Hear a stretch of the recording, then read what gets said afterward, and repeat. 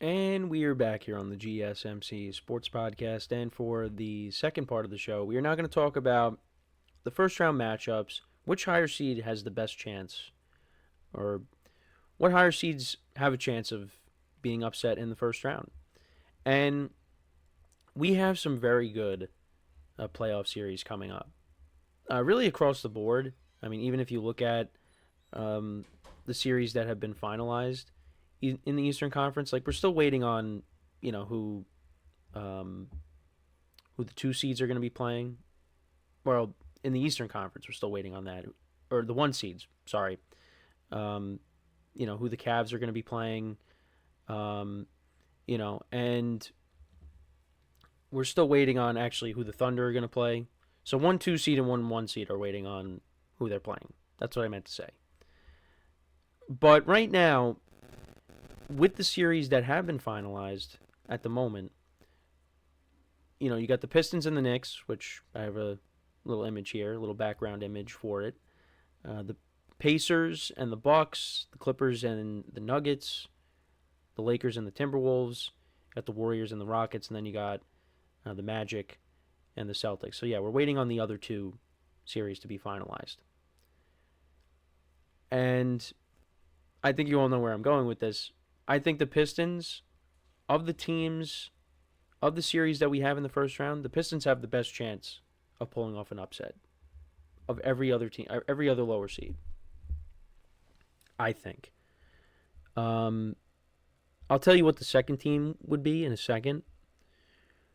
Um, I would say two Western Conference teams have a chance of knocking off a higher seed, but yeah. So the Pistons, they've made the playoffs. What a turnaround. Cade Cunningham has been spectacular this season. They went 3-1 against the Knicks this year.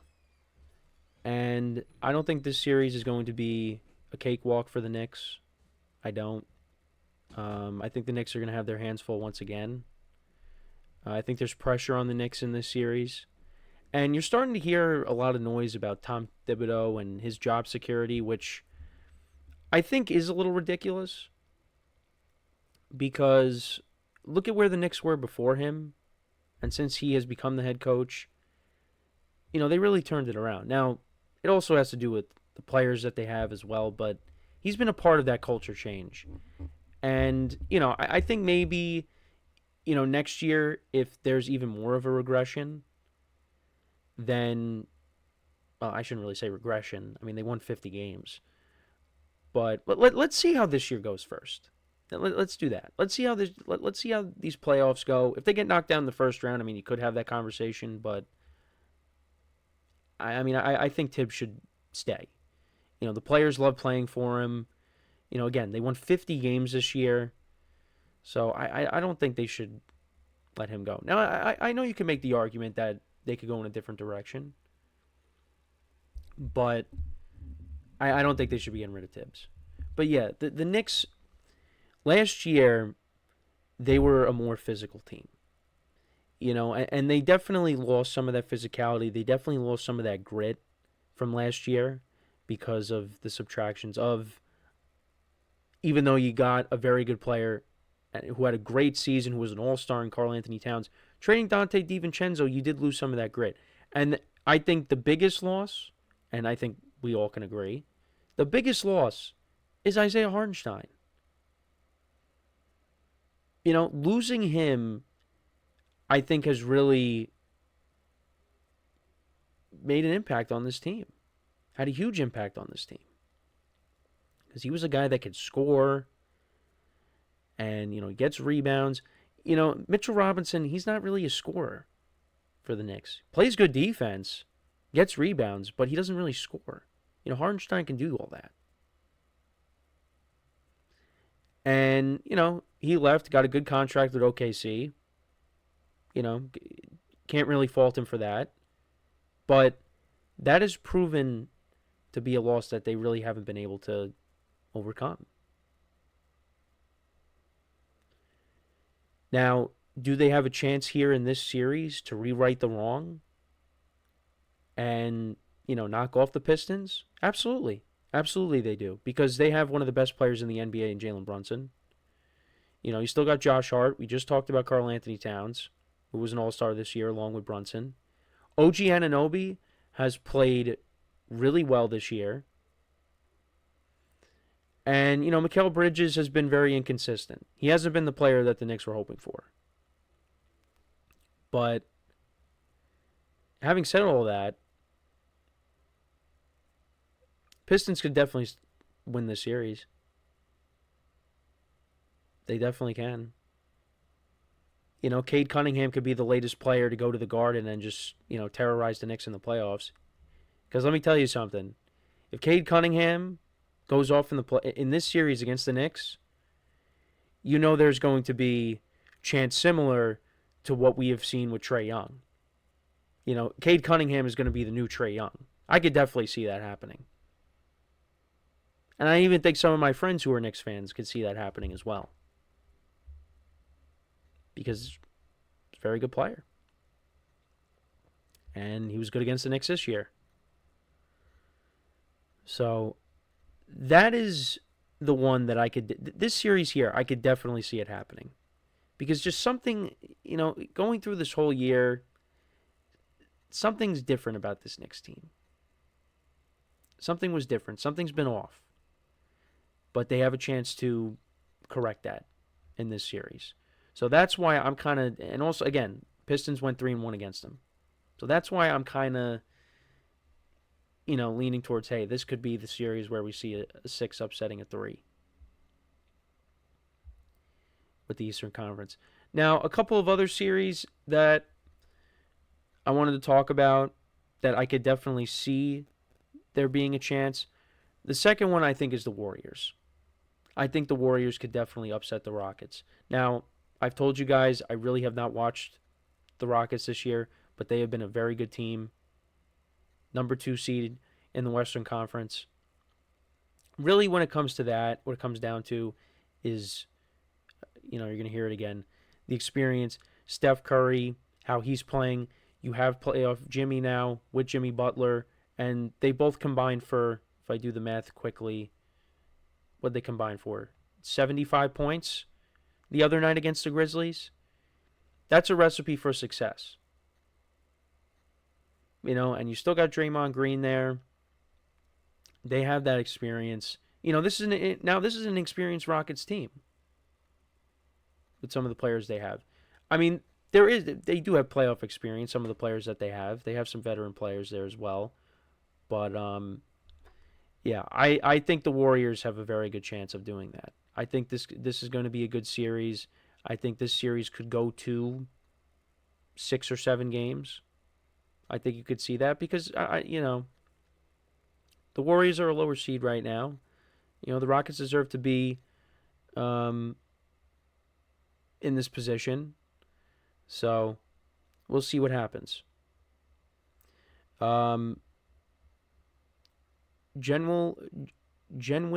Belandris says in the chat, how about Kerr's use of Kuminga? Yeah, no, Jonathan Kuminga, he's also been playing well. I actually, I'm leaning towards probably taking the Warriors in the series just because I like how they've been playing. But yeah, I do think that if we get performance, now we're not going to get performances from Jimmy Butler and Steph Curry simultaneously like that every night.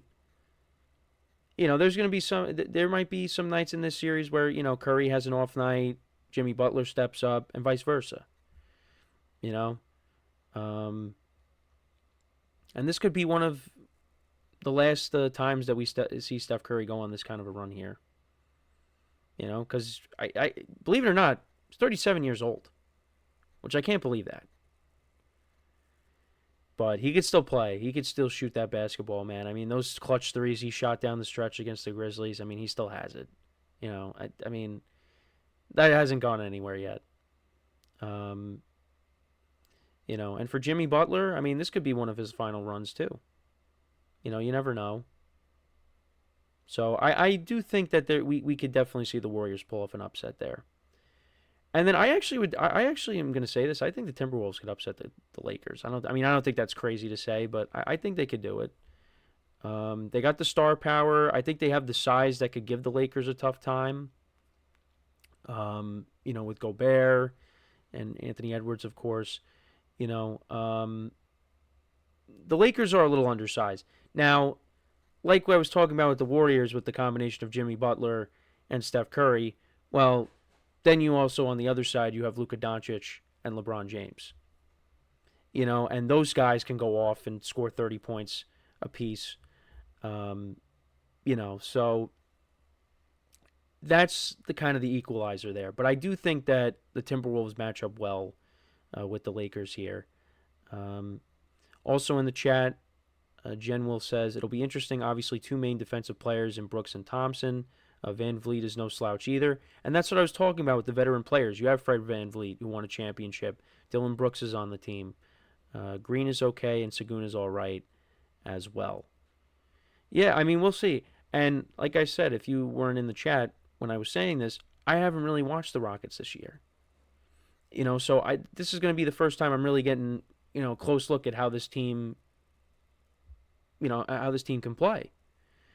I did bring this up the other day. Steph Curry has never lost to the Rockets in the playoffs, although this is a very different Rockets team.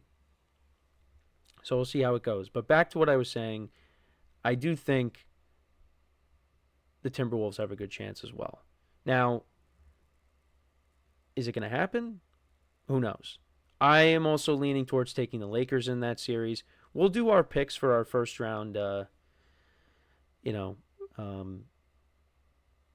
do our first round picks tomorrow, and then I'll actually give you my finals prediction tomorrow. I'll do that as well. So yeah, it's a little NBA predictions. Well, we've done that with the play-in games, but yeah, we will get into that. He also said in the chat, I saw somewhere Steven Adams has been good for them. And General is also picking the Timberwolves in 6. All right, I like that pick. I like it. You got to remember this team also. They made a deep playoff run last year. Now they don't have Karl Anthony Towns. You got Randall and DiVincenzo now in that trade, but yeah, I could definitely see them upsetting the Lakers here. But we'll see what happens. But let me know what you guys think. Who do you think has the best chance of being upset? The 4 and 5 seeds. It's not really good. I don't really call those upsets. I think the teams are kind of even in those games. They could go either way. Pacers knocked off the Bucks last year. They're playing them again in the first round. There will be no Damian Lillard. And then on the other side, you got the Nuggets and the Clippers, which I think could be a very good series. That series could go 7 games. But we'll see what happens. So before we go to break, I just wanted to remind you guys once again to tip or donate and get your comments recognized. Make sure to hit that super chat button in the chat if you want to see me acknowledge any thought or comment you may have throughout the live broadcast. Makes the show more lively, more entertaining.